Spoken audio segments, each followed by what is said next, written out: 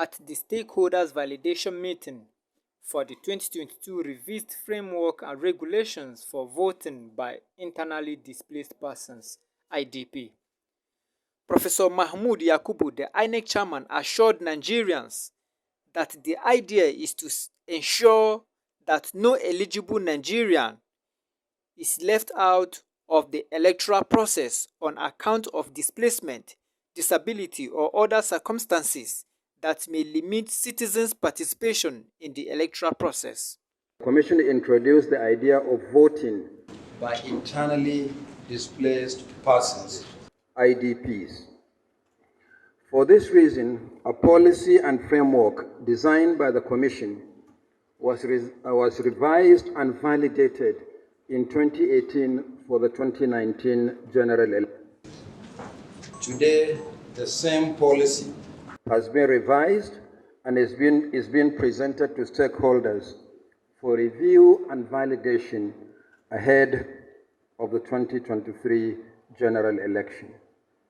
The idea is to ensure that no eligible Nigerian is left out of the electoral process on account of displacement, disability, or other circumstances that may limit citizens' participation in the electoral process.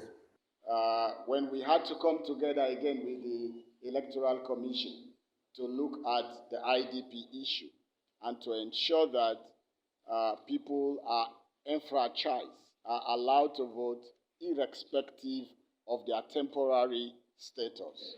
And today, that is the same commitment this commission is advancing. They've looked at, reviewed the document to make it current and relevant to the 2023 elections, but they've not also done that alone. They've thought it right and fit to invite all stakeholders to be part of it, this journey, to ensure that this document reflects and enfranchise all IDPs who are eligible to vote. Promoting democratic transparency and inclusive elections in Nigeria, Honorable Dr. Aisha Jibril Dako, the chairman, House Committee on Electoral Matters, noted that the Commission shall, as far as possible, ensure persons displaced as a result of emergency shall not be disenfranchised. One of the strong lessons from the exercise was the absence of a clear legal provision in that regard. Nonetheless, the efforts of the Commission subsequently yielded fruits in the amendment of the Electoral Act 2022, Section 24, subsection 1, which provides, in the event of an emergency affecting an election, the Commission shall, as far as possible, ensure that persons displaced as a result of the emergency are not disenfranchised, unquote. The legal provision provided an excellent foundation upon which to build a sustainable and strategic framework for IDP voting in Nigeria.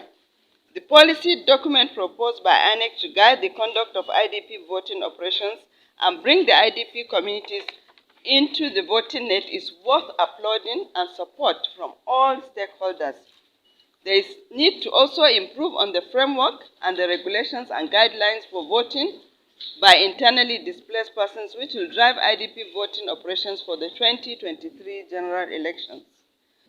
So I want to refer here maybe to an international kind of guideline, which is the National Universal Declaration of Human Rights by the United Nations, which says everyone has the right to take part in the government of his country, directly or through freely chosen representatives and through periodic and genuine elections which shall be by universal suffrage. And this, of course, lays out a very good baseline for the inclusion of all walks of people, including IDP, including persons with disability, youth, women, and other disenfranchised groups. And there is another principle, there's another guiding principles, which was also formulated by the United Nations on IDP inclusion in a document ratified in 1998, and which says IDPs shall enjoy in full equality the same rights and freedoms under international and domestic law as do other persons in their country. From Abuja, I am Luka Moses Shuzoma, reporting for BASSATV.